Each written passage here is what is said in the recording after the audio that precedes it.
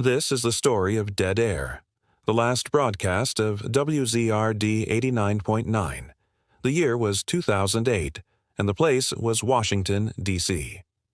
One of the most listened-to radio stations in that city was adult contemporary outlet WZRD, otherwise known as 94.7. But for some reason, this station was in danger of losing its broadcast license.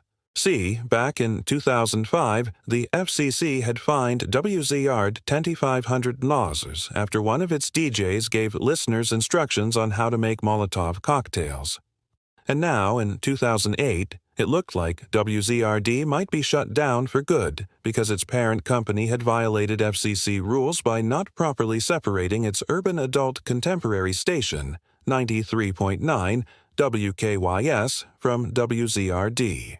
The owner of WZRD, Radio 1, was given an option by the FCC: sell WZRD or give up the license entirely. They chose the latter. And so on March 26, 2008, WZRD signed off the airwaves forever.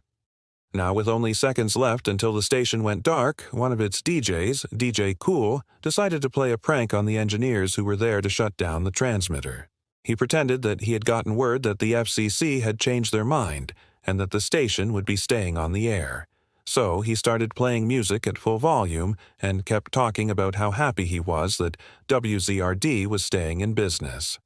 All of the on-air DJs got in on the joke, including Donnie Simpson, who may sound familiar to some of you.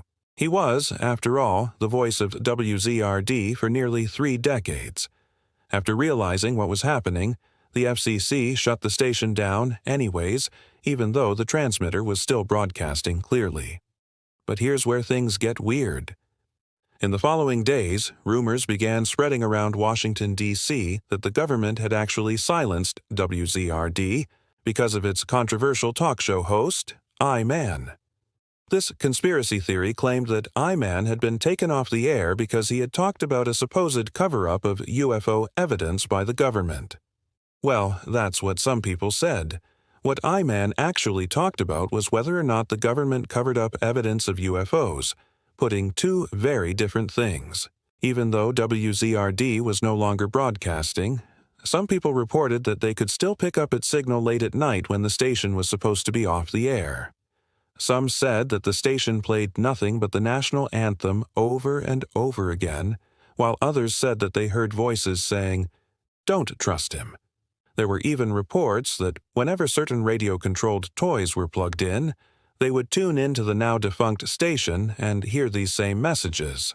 Some people even said that they could hear the voices if they stood next to their toilets, perhaps because toilets often have metal pipes inside of them, which can sometimes pick up radio signals, especially if the radio station is using a nearby AM frequency. Now, let me tell you, I am not making any of this up. I read through many reports about WZRD and its supposed paranormal activity before writing this video, and I've never seen anything quite like it. But let's take a step back and think about this logically. If WZRD really was broadcasting after its license had been revoked, then someone was illegally keeping its transmitter running. Also, why would anyone want to do that? It was a couple years later, in 2010, when the mystery of WZRD was finally solved. A man named Lorenzo Morales was working for a contractor who was hired to remove equipment from the old WZRD building.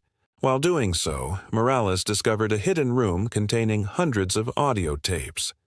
He took the tapes to his car and played them on a portable cassette player. That's right, kids.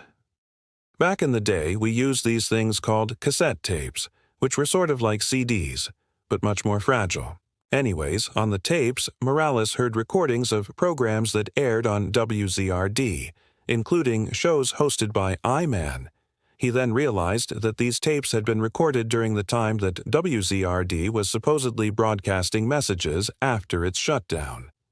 Morales then alerted the police, who searched the WZRD building once again and found a second hidden room filled with radio equipment.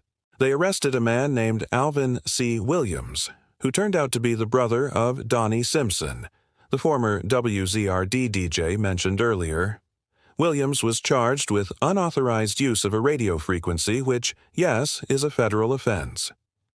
Apparently, Williams had been broadcasting recordings of popular WZRD programs onto the radio airwaves using a makeshift transmitter.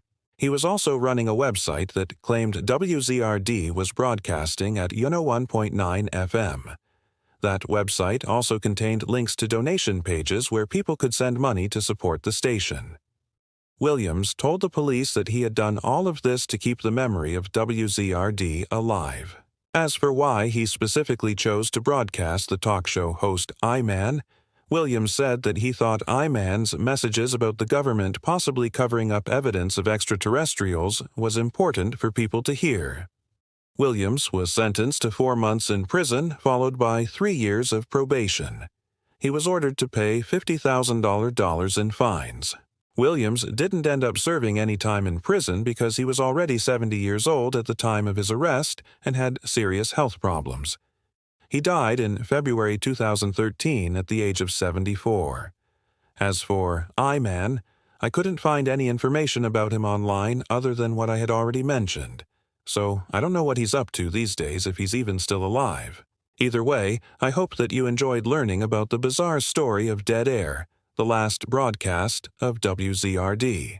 If you did, I'd be very grateful if you would consider subscribing because it really does help me grow. You can also subscribe to my podcast, which is available on various platforms. On my podcast, I tell stories like the one you just heard, but also paranormal and mysterious tales from history. I'll leave a link to my podcast in the description below.